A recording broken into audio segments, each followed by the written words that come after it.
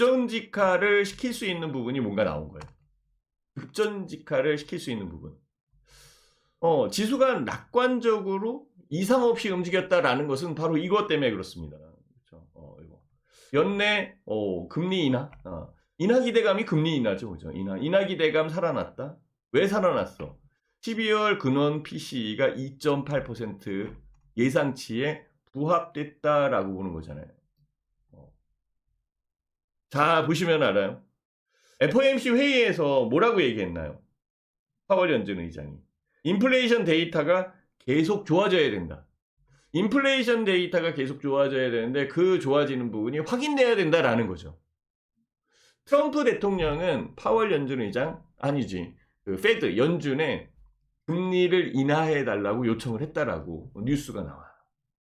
저도 설 연휴 기간 동안에 계속 그런 뉴스를 봐왔습니다. 그런데 파월 연준 의장은 금리를 동결시켰어요. 왜? 연준은 독립된 기관이고 외압에 신경 쓸 건 없죠. 정책, 경제에 대한 부분을 명확히 파악을 해야 되기 때문에 그렇죠. 트럼프 대통령 입장에서는 취임한 이후에 경기, 경제 이런 것들이 좋아야 되는 그런 여건에 해당되는데 그러려면은 좀 돈도 풀고 금리도 좀 낮추고 활성화시키고 야 트럼프 취임하면서 좋아졌다 이런 얘기를 듣고 싶은 그런 상황이었겠지.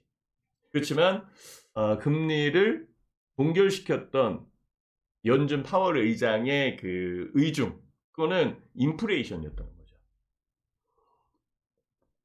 인플레이션이 더 높아질 수밖에 없는 그런 상황은 관세 정책에 의해서도 만들어져요. 자, 다시 한번 볼게요. 장 초반 낙관적 분위기는 분명히 여기에서 나타난 겁니다. 근원 PC, 그죠? 예상치 부합됐다.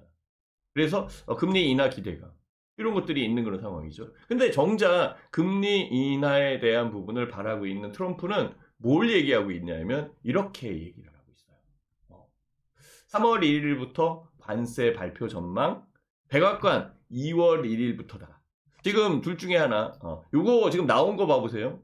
새벽 3시 35분에 나온 겁니다. 그쵸? 여기 보면은 백악관은 브리핑서 기존 입장을 재확인을 했고 로이터나 이쪽 소식통은 이쪽 관련되어 있는 부분으로 얘기를 하고 있었고 결정은 내려야 되는데 결정이 난 것이죠. 어떻게 결정이 났냐면 이렇게 결정이 났습니다. 네. 협상용이 아닌 단순히 경제적 그 부분에 의해서 트럼프 대통령은 2월 1일 캐나다, 중국, 멕시코 관세 강행을 확인한 거죠. 확인했다. 3국은 관세 피할 방법 없다. 되게 강하게 지금 얘기하고 있습니다. 그래서 캐나다하고 멕시코에는 25%, 중국에는 10% 부가 압박하고 있는 그런 상황이고요. 석유, 가스, 관세 뭐 이런 쪽도 18일께 부과하고 있는데 우리나라 지금 주유소 한번 가보세요.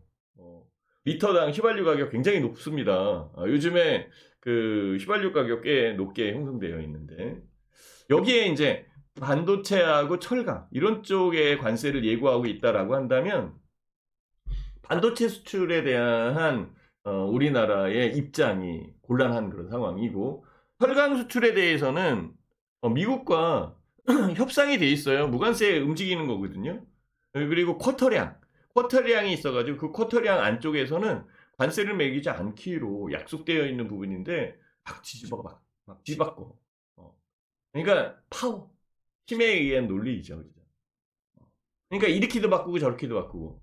우리나라가 지금 답답한 거예요. 이렇게 한다고 그래 놓고 딱 했는데 그래서 다 협의했는데 또 바꾸고. 우리가 바꿀 순 없잖아요. 그죠? 힘이 있는 미국이 바꾸는 거죠. 그러니까 믿을 수가 없다라는 거죠. 불확실성에 대한 여건으로 전 세계가 쳐다보고 있는 그런 상황이에요. 트럼프는 북한의 핵을 인정하는 발언을 했어요. 그렇죠? 그거는 제가 얘기를 안 해도 여기 우리 구독자님도 그렇고 여기 와운의 시청자님도 다 알고 계시는 거잖아요. 트럼프 대통령은 북한의 핵에 인정하는 그런 발언을 했어요. 그럼 우리는 어떻게 해야 돼요? 우리도 핵을 만들어야죠. 핵 우산에 대한 부분으로 트럼프가 아니라 다른 미국 대통령이 이거 핵 우산 안 되겠다. 야. 사람 너무 많이 죽어서. 그러면 안 되면 어떻게 해? 그렇죠. 그러니까 이거는 뭐 각자 도생할 수밖에 없는 그런 상황으로 만들어진 것 같아요. 지금 현재의 상황이 그래요. 그러다 보니까 미국 증시도 헷갈리는 거예요.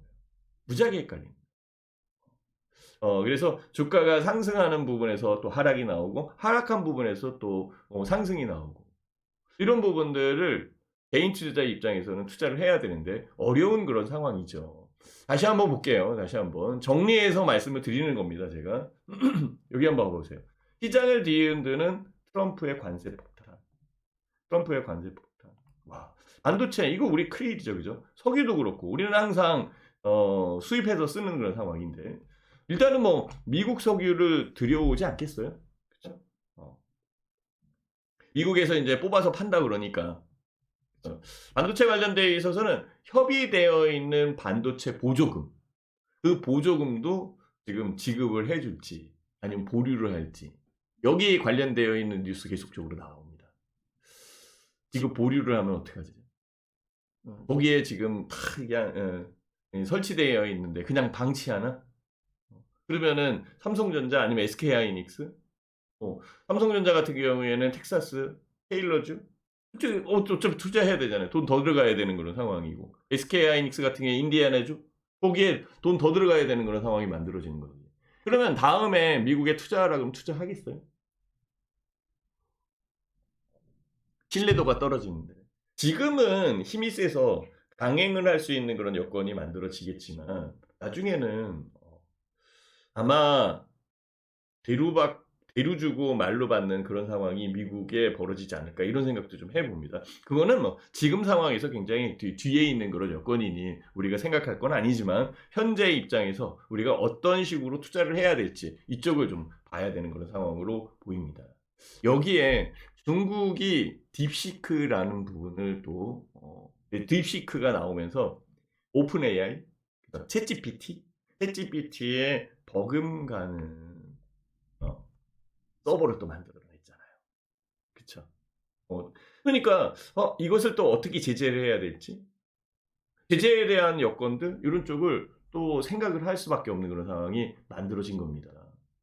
엔비디아의 주가가 등락이 있고 많이 빠지는 이유가 거기에 있는 그런 상황이죠. 그렇죠? 그거는 뭐 제가 얘기를 안 하더라도 뉴스가 너무 많이 나온 상황이기 때문에 제가 그것을 언급하는 거는 뭐 시간 낭비일 것 같아요. 그래서 우리는 결과만 알게 되는 거죠. 결과를 얘기를 해드리면 되는 거죠. 자, 트럼프 백악관서 젠슨 황 엔비디아 CEO 만난다. 왜 만나겠어요? 트럼프가 젠슨 황 엔비디아 CEO를 왜 만나겠어요? 뻔한 거 아니겠어요? 엔비디아 중국에다가 칩 팔지 말아라. H800도 팔지 말아라. 이 얘기 하려고 그러는 거 아니고 뻔한 거죠, 그죠? 지금 이 트럼프 대통령 같은 경우에는 트럼프 대통령은 이렇게 얘기를 하잖아요. 지금 여기 있어. 지금 멕시코 관세 강행하겠다. 캐나다 이렇게 지금 각각의 국가에 그 관세를 강행하고 있는 그런 상황인데 뭐 이거 하나 못 하겠어요? 그렇죠? 엔비디아 억압할 수 있고 압력을 넣을 수 있는 그런 상황이잖아요. 자, 그 여건은 바로 이거잖아요, 그죠? 딥시크 충격. 트럼프 오늘 엔비디아 CEO 회당 AI 칩 규제 논의 당연한 거예요. 어쩔 수 없습니다, 그죠? 네. 중국의 칩 규제. 트럼프 대통령. 제가 누누이 말씀을 드리지만 이 얘기일 것 같아요. 우리나라 같은 경우에도 일본이 반도체 소부장, 반도체에 대한 소재, 자재 이런 것들을 수출 통제를 했어요. 우리나라가 밉다고. 그렇죠? 화이트 국가, 블랙 국가 뭐 해서 블랙 국가에 포함시키면서. 그래서 우리나라 같은 경우에는 에칭 가스서부터 해가지고 여러 가지 반도체 소재의 독립, 진짜 반도체 독립, 소재의 독립, 소재의 815 이거 하면서 독립하기 시작을 해서 만들어내기 시작했잖아요. 물론 처음에는 비용이 많이 들어가죠. 비용이 많이 들어가는 부분에서 만들어내니 이제 일본 거 안 쓰면 되는 거고. 일본 거 안 쓰는 그런 상황에 일본이 좌충수를 둔 게 되는 거죠. 그래서 그건 지금은 다 풀려 있는 그런 상황이지만 중국도 마찬가지예요. 중국의 반도체에 대한 제재를 하니까 어때요? 중국이 지금 짱신 메모리 이쪽에서 나노급의 그 범용 반도체를 만들어내는데 삼성전자와의 기술 격차가 꽤 있을 줄 알았어요. 정말 10년 정도 뒤처졌다 뭐 이렇게까지 얘기하고 막 그랬거든요. 지금은 1, 2년, 2, 3년 정도, 1년에서 3년 정도의 차이래요. 그만큼까지 따라왔어요. 상신 메모리에서 HBM도 만드는데요. 이거 문제가 달라진 거예요. 트럼프 대통령이 엔비디아 CEO 회동해서 AI 칩 규제해서 팔지 말라 그러면 얘네들도 만들 거라고. 그죠? 돈이 들더라도 투자를 해서 만들어내야 되는 거잖아요. 투자된 비용이 너무 비싸서 사오는 게 편하다. 그럼 안 만들겠지. 근데 사올 수가 없어. 그럼 만들어야 되지. 그럼 기술 개발해야 되잖아요. 기술 개발을 하는 그런 여건에 새로운 기술이 또 나타나는 거예요.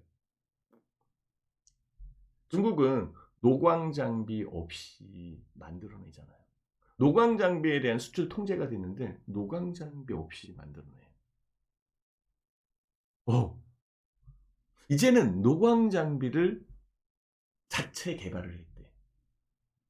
생각이 달라진 거예요. 우리나라는 노광 장비를 못 만들었잖아요. 사오잖아요, 거기서. 근데 중국은 노광 장비를 만들어냈대. 벌써 달라졌어요. 자, 엔비디아가 저사양 칩을 팔았어. 그 저사양 칩을 파는 부분을 가지고 챗GPT와 대항할 수 있는 만들어야 돼. 챗GPT를 대항할 수 있는 것과 같은 딥시크를 만들어냈는데 이 딥시크를 만들어낸 것을 보니까 엔비디아의 고사양 칩이 아니라는 거야. H100, H200이 아니라 H800. 그러니까 저사양으로 중국에 팔 수 있게끔 만든 그 칩으로 챗GPT와 같은 성능의 AI 그걸 만들어낸 거예요. 생각을 해보세요. 그러면 그걸 어떻게 했을까? 새로운 기술이라는 거죠. 그게 소프트웨어. 이제 아셨죠? 소프트웨어. 그러니까 하드웨어에 대한 부분은 사양이 떨어져도 소프트웨어를 발전을 시켜서 성능을 따라갈 수 있게끔 이렇게 만드는 거죠. 무슨 말인지 아셨죠? 그래서 오픈 AI와 같은 챗GPT를 만들어낸 거예요. 그러니 트럼프 대통령 같은 경우에는 엔비디아 CEO를 불러서 뭐라고 얘기했어요? 저사양 칩도 팔지 말아라. 진짜 저사양 칩도 팔지 말아라. 이렇게 얘기할 거 아니에요. 그러면 어떻게 돼요? 결국은 딥시크 충격 장난 아니네. 이렇게 나오는 겁니다. 엔비디아 급락. 딥시크 충격 장난 아니네. 엔비디아 급락. 이렇게 나오는 거예요. 반도체 지수 하락. 자, 이제는 우리는 조금 더 확장시켜서 생각을 해봐야 됩니다. 어떤 식으로 확장시켜서 생각을 해봐야 될까요? 엔비디아의 고사양 칩을 갖고 있지 않아도 오픈 AI와 같은 챗GPT를 만들 수 있다.